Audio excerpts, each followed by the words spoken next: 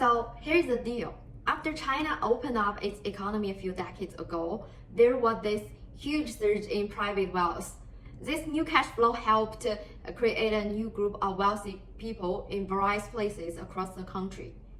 This new rich crowd, now in their second generation, is already making strategic marriages and forming alliances, basically getting a tight grip on the economic and political levers in their areas.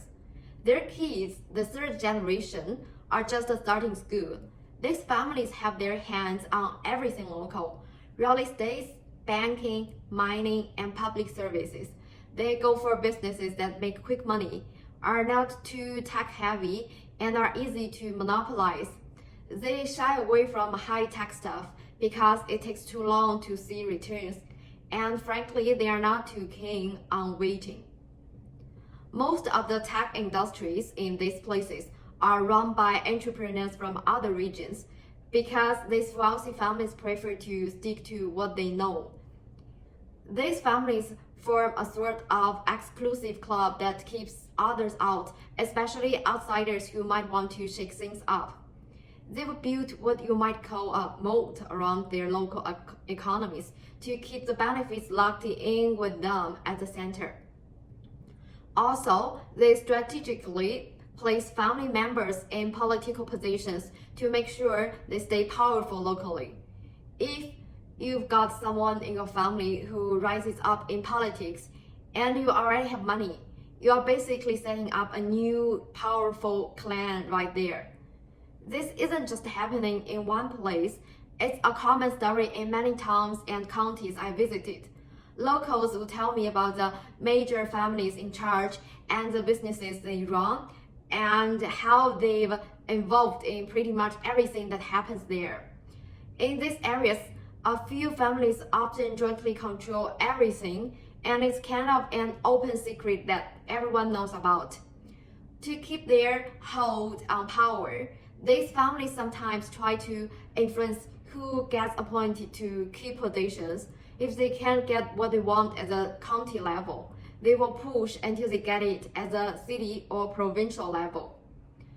There's a saying that goes something like, "Clients are cast in iron, garments flow like water," highlighting how some things stay the same even as others change. These clans are tightly knit through shared language, blood, marriages, and even school connections. Social gatherings, clubs, and resource sharing help lubricate these relationships, making sure everyone in the group has each other's back. While the first generation of these clans might have had a bit of shady start, the next generations are all about legitimate business. But that makes it even harder to stop the wealth from piling up. The more money these clans make, the less there is for anyone else, especially at the grassroots level. It's creating a cycle where the rich get richer and everyone else's chances to move up are getting slimmer. And here's the thing, they know what they are doing and the impact it has, but you can't really control economic forces. Some towns and counties are extremely wealthy, and even a small slice of the pie there is worth billions. Just like the Pareto principle says, 20% of the people end up with 80% of the wealth. Local clans, especially in places like Guangdong, Guangxi, and the Fujian provinces, have a huge hidden influence. These big families really throw their weight around. They spend a ton of money building fancy ancestral houses, temples, and family tombs. They even set up councils and youth groups. The elite members of these big families bring up their younger relatives to meddle in local politics and take over key economic sectors. The younger folks from these families can be pretty tough on the smaller families and individuals in their areas, bullying them around. And even in schools, it's usually the kids from these big families who are bullies. Something like getting an apartment renovated in a county can be controlled by just one of these families. We shouldn't just attack these clans without understanding that they are more a result of economic forces than anything else. Because of human nature, once you've got a taste of wealth, you always want more. If you will monopolize the one industry, why not go for another? No matter how many times you rebuild a society or redistribute wealth, these clients find a way to come back. For a society to be lively and vibrant, wealth needs to keep moving, and the Pareto principle is just a part of that.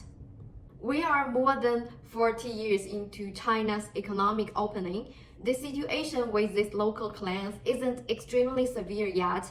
From what I've seen, not all places have these issues. It's just starting to show up in some areas. But waiting too long to address this could make things really tricky later on. By then, wealth might stop flowing, social classes will become fixed, and we'd see a society divided into perpetual rich and poor.